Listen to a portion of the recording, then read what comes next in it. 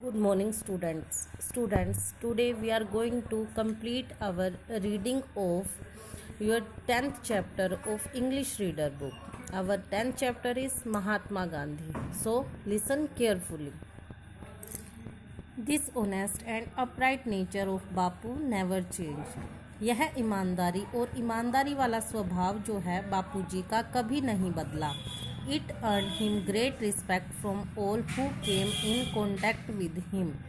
और इसने उन सभी लोगों का सम्मान प्राप्त किया जो उनके संपर्क में आए.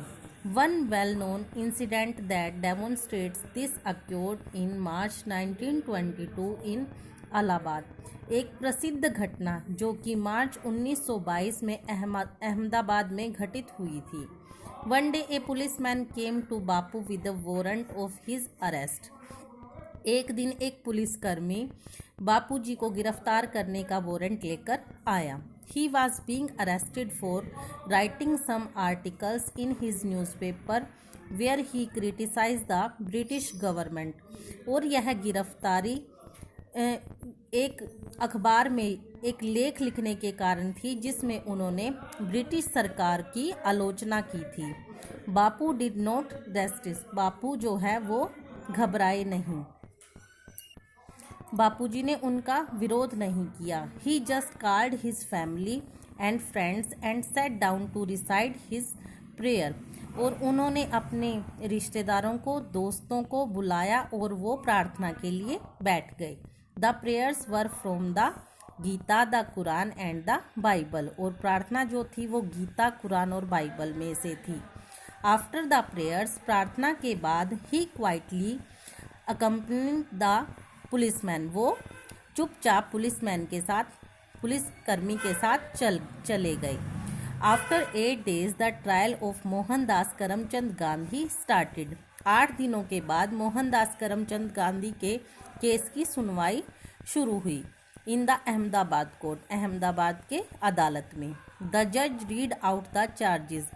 जो जज थे उन्होंने उन पर लगाए गए आरोपों को पढ़ा. Then he asked Gandhi. तब उन्होंने गांधी जी से पूछा, डू यू प्लेड गिल्टी. क्या तुम अपने आप को अपराधी मानते हो. Yes, I plead guilty to the charges read out by you, said Bapu in a firm voice. कि हाँ, मैं अपने आप को अपराधी मानता हूँ कि जितने भी आपने अपराध आपके द्वारा पढ़े गए हैं. बापूजी ने कठोर आवाज में कहा. Give me the punishment you think fit. Bapu stood in front of the जज, ए पिक्चर ऑफ काम एंड डिग्निटी. कि आप जो सही या जो उचित समझते हो वो सजा मुझे दीजिए. बापू जज के सामने एक शांत और उदारता की मूरत बनकर खड़े थे. द जज board his head in respect and read out the verdict. जज ने अपना सिर उनके सम्मान में झुका दिया और अपना जो निर्णय था वो पढ़ा. Mr Gandhi, you are a man of principles. की श्रीमान गांधी, आप सिद्धांतों के व्यक्ति हो. You believe in non violence. आप अहिंसा में विश्वास करते हो. And preach peacefully method to achieve your goals. और अपने लक्ष्य को पाने के लिए शांति का साथ लेते हो. You are a true patriot. आप एक सच्चे देशभक्त हो. I award you simple imprisonment for 6 years. कि मैं आपको 6 साल की साधारण कारावास की सजा सुनाता हूँ.